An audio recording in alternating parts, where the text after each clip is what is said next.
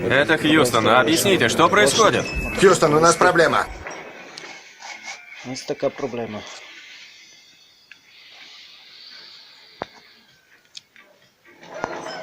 Потріскався сосок, ну і прорвало його. Ось прикупив сиру резину, вже було давно. Ось такий сосок, ремонтний. Буду пробувати клеїти. І що хотів сказати, розібрав я, розбортував колеса. Ось така якість у нас внутрі. Раджу розібрати свої колеса і подивитись. Буду, звісно, шліфувати, красити, доводити до ума, а то китайці пожаліли для нас краски.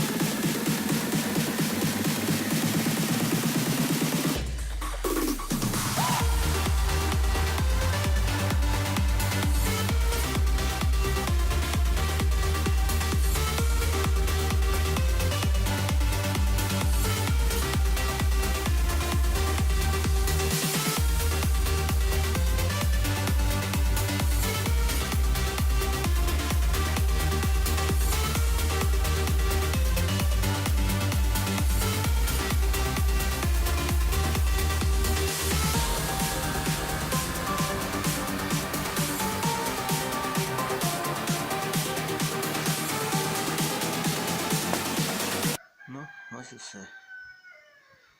Поклеєне, тримає, не спускає. Все. Такий ремонт камери. Дякую за перегляд.